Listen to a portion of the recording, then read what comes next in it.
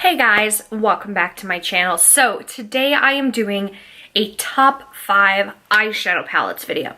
This is both high-end and drugstore, not gonna lie, mostly high-end. So let's jump into this. I do want to start off with 2 honorable mentions because it was so hard to narrow this down to 5 eyeshadow palettes out of all the ones I've seen. And if you guys saw my eyeshadow palette declutter video, which I will link up here for you if you haven't seen it, I own a lot of eyeshadow palettes. It's a problem. And I do also have quite a few just individual like Z palettes of shadows, you know, stuff like this. So it's really hard for me to just narrow down specific palettes that out of all of them, I use the most. And I really had to sit here and go, okay, over the years, some of these palettes have been in this collection for a while now. I thought to myself, which of these do I reach for the most? Which of them are showing the most signs of wear and tear? And which ones do I reach for a lot but just didn't quite make this 5 cut? So I do have 2 honorable mention palettes to tell you guys. The first one is the Dose of Colors Blushing Berries, and I just want to mention this. We are going into the holiday season now, and I think that this is a great palette option. If you're someone who's looking for a good all matte palette, I think the Dose of Color ones like this in general, there's 6 of them now. I don't know. I know there's a Snow Angels palette, which I really want to get and try out. Tell me if you want me to get it down below. But I really love this palette. Now, last holiday season, I packed this with me when I went to stay at my parents' house. I was using this left and right. This is a fantastic palette. I love the color scheme. I love the fact that there's a blackened purple in here.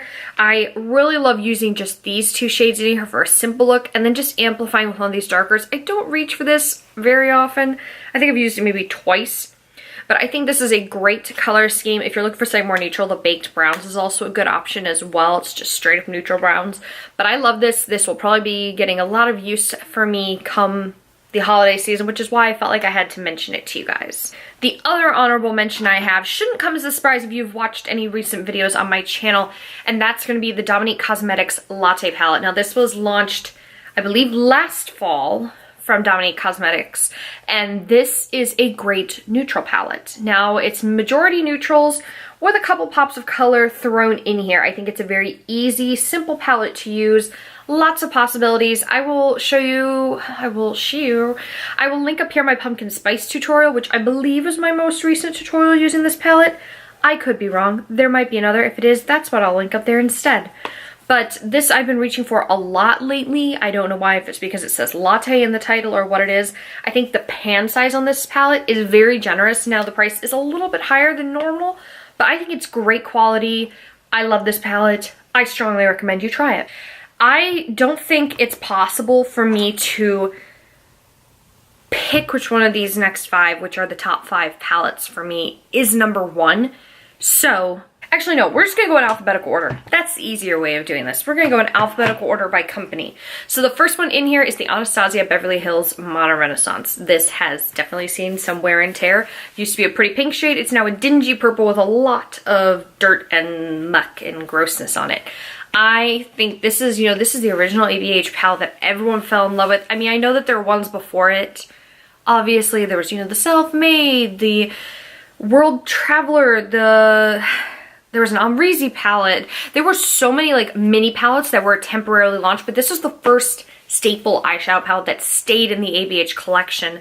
And with good reason. It's a fantastic palette. It's a very wearable palette. Actually, one of my first series on my channel, I will, if I can find the oldest, I might link these down below instead of above, but I did an entire series with multiple, I think I did 3 or 4 looks using this palette in a row that I uploaded for you guys so that people had all of the looks to see with this palette. I did some crazier, some simple, smoky, bright, dark, everything you could think of with this palette.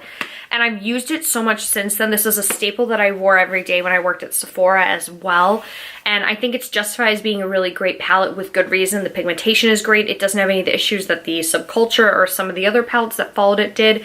It's the OG with ABH for a reason. And if you haven't already bought or tried this, I really think you should. Alphabetically, again, I feel like I'm going to keep saying none of these should come as a surprise to you, but they shouldn't. I use them all the time on my channel.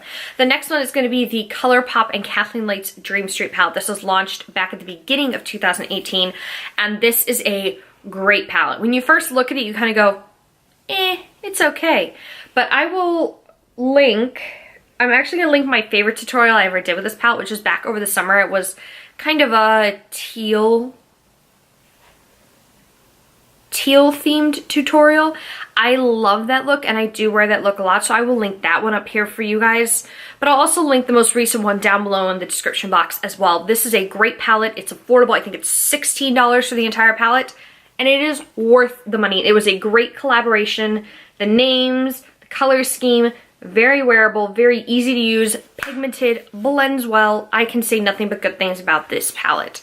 Now, some of the other ColourPop palettes, not quite so great, but this one, fantastic. Next is one that I don't really use on my channel, and I keep meaning to do tutorials with this palette, and I put it on my list, and it gets pushed aside for the newest thing, which I feel like I need to go back to some of my OG favorites that I have here in my makeup collection, and this is one of them.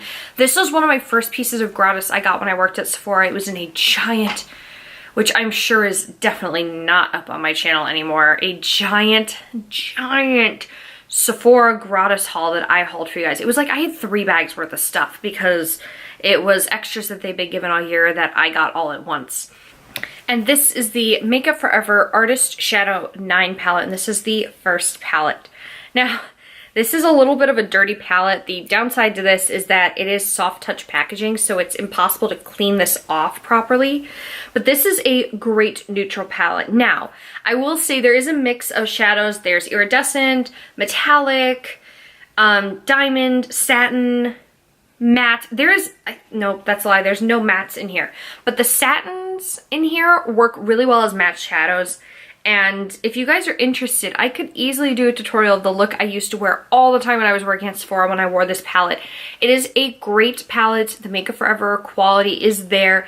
This shade right here, front and center, which is I-514, I think I ended up actually getting in a full-size pan for myself. But it is just a beautiful brow bone highlight for me. It's just, look at that.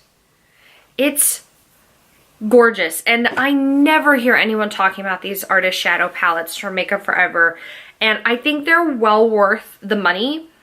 They do seem a little bit expensive. I think they're $42 for 9 shadows, which when you compare that to an Urban Decay palette, this doesn't seem like it's worth the money, but I think the value of the shadow quality is unparalleled, and I've never had any issue with the Makeup Forever eyeshadow, so there's that.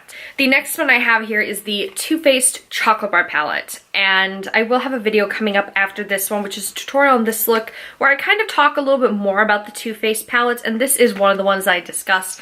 But I think this was one of my top palettes of either it was like 2016, maybe it was 2017, I don't remember anymore. But I listed this as one of my favorite palettes of the year, and granted, it's not a new release. It's been around for a while now. Same with the Makeup Forever. Those two have been around for quite some time. But this is such a great staple palette. If you're new to eyeshadows, there's enough pops of color in here that you can learn how to use them.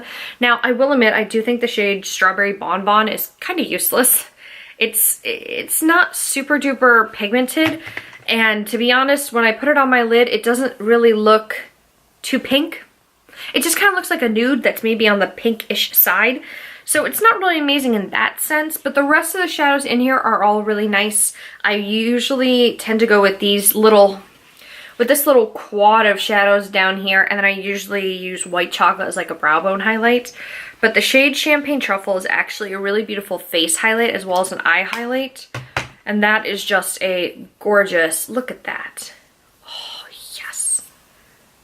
Beautiful, beautiful palette, and I think since this has been out for a long time, nobody really talks about it. So again, like the rest of these, if you guys want to see a tutorial with them, tell me down below and I'll be happy to do one. The last palette, which really shouldn't come as any sort of a surprise at all whatsoever, is this. The Too Faced Just Peachy Matte Palette. This was released last fall from Too Faced Cosmetics as part of the Peaches and Cream collection.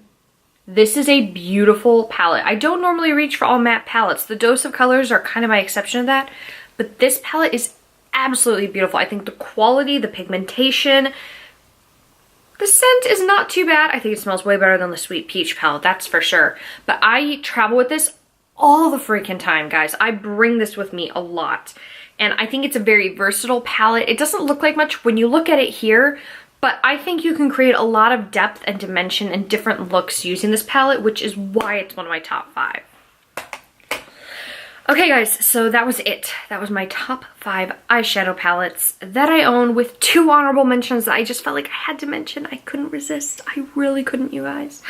So let me know down below what you guys want to see next as a top 5 videos. I think it'd be kind of hard to do lipsticks or lip glosses. So I think what I might start doing now is top 5 and then like individuals, like my top 5 ColourPop liquid lipsticks, my top 5 ABH liquid lipsticks, stuff like that, as opposed to like this one where it's going across all brands, because there's a lot of lipsticks that I own and we could be here for a very long time.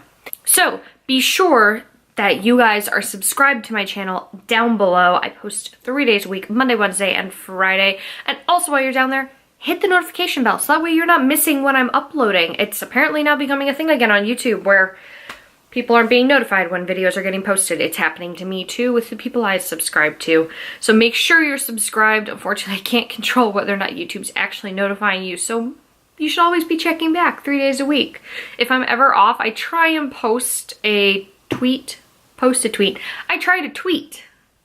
That's the word I'm looking for. I try to tweet and let you guys know that videos are going to be delayed or postponed. I try and do my best, but making sure that you're subscribed and notified saves you the hassle of it, so keep that in mind.